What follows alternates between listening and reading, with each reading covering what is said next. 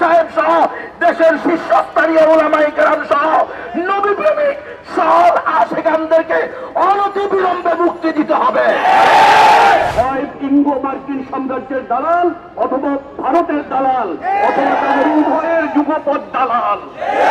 আপনাদেরকে যদি এই দেশ রক্ষা করতে হয়, এই দেশের সভ্যতা সংস্কৃতি কৃষ্টি কালচার রক্ষা করতে হয়, আপনাদের একমাত্র রক্ষা কবচ হলো ইসলাম।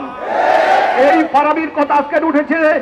আপনার চিটাগং বিশ্ববিদ্যালয়ে ছাত্রদের বেতন বৃদ্ধির আন্দোলনে ফারাবি অংশগ্রহণ করেছিল। 24 জন ছাত্রের সাথে ফারাবি তখনও গ্রেফতার হয়েছিল। এই ফারাবি যে লেখা লিখেছে তা ইসলামের পক্ষে, আল্লাহ এবং তার রসুলের পক্ষে এবং আমাদের সকলের পক্ষে। সুতরাং আমরা যদি ফারাবির পক্ষে না দাঁড়াই, আমরা যদি অনেক রুম্মান দ্বীপের পক্ষে না দাঁড়াই, আমরা যদি মুফতি শফিকুল ইসলামী সাহেবের পক্ষে না দাঁড়াই, আমিনুল ইসলাম সাহেবের পক্ষে না দাঁড়াই, তাহলে আমরা আখিরাতে জবাব দিতে পারবো না। আমি চট্টগ্রাম বিশ্ববিদ্যালয়ের ছাত্র শিক্ষক সকলকে বলতে চাই, আপনারা যদি আপনাদের বিশ্ববিদ্যালয়ের ছাত্রদের প্রতি, আলমরাইদের প্রতি বিন্দু মাত্র হক দাবি করেন, তাহলে এটা আপনাদের নৈতিক দায়িত্ব। আপনাদের একজন ছাত্র বিনা বিচারে এই দেশে এক যুগের পর্যন্ত সময় জেলে আছে, আপনারা কোনো কথা বলছেন না। আমি চট্টগ্রাম বিশ্ববিদ্যালয়ের প্রত্যেকটি ছাত্র এবং প্রত্যেক শিক্ষকের প্রতি আহ্বান জানাই, আপনারা আপনাদের ছাত্রের মুক্তির দাবিতে প্রতিরোধ আন্দোলন করে তুলুন, কার্যক্রম বন্ধ ঘোষণা করুন। আমি নটরডেম কলেজের ছাত্রদের প্রতি আহ্বান জানাই, শাফিউর রহমান ফারাবি নটরডেম কলেজে একজন কৃতি শিক্ষার্থী ছিলেন। আপনাদের ছাত্র এলামনাই আপনাদের সহপাঠী আজকে জেলে বিনা বিচারে আপনারা আন্দোলন করে তুলুন। আর যদি আপনারা আন্দোলন করে তুলুন, আমরা সকলে মিলে ইনশাআল্লাহ আন্দোলন করে তুলবো, এদেরকে মুক্ত না করে ছাড়বো না ইনশাআল্লাহ। এই দেশের সবচেয়ে নির্যাতিত মামলার নাম হলো জঙ্গি মামলা।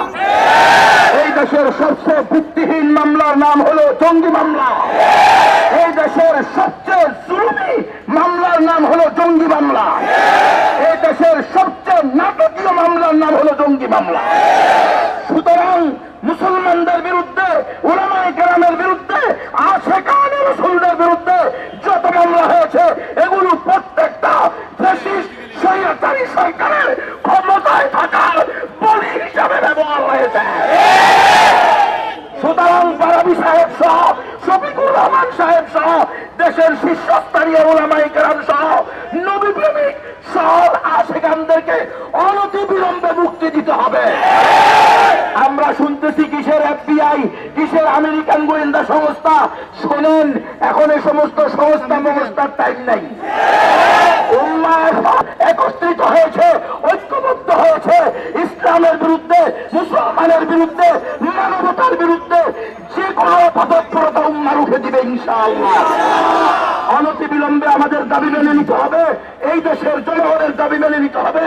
এই দেশের নাগরিকদেরকে, নিরপরাধ নাগরিকদেরকে একেবারে নিঃশর্ত মুক্তি দিতে হবে। যাদেরকে অন্যায়ভাবে ফাঁসিতে ঝুলিয়ে হয়েছে, তাদের এই অন্যায় ফাঁসি দেওয়ার কারণে ফ্যাসিস্ট সরকারের ফাঁসি হতে হবে। সুতরাং আমাদেরকে সোজা থাকতে দেন, পাকা আঙ্গুল করতে বাধ্য করবেন না। সোজা কথায় কাজ হইলে ভালো, অন্যথায় কিভাবে অধিকার আদায় করতে হয় এদেশের জনগণ ঠিক মতো জানে, ঠিক নয় কি? অনতিবিলম্বে আমাদের দাবি মেনে নেন। ফারাবি সহ সকল উলামা, সকল নবী প্রেমিকদেরকে নিঃশর্ত মুক্তি দেন।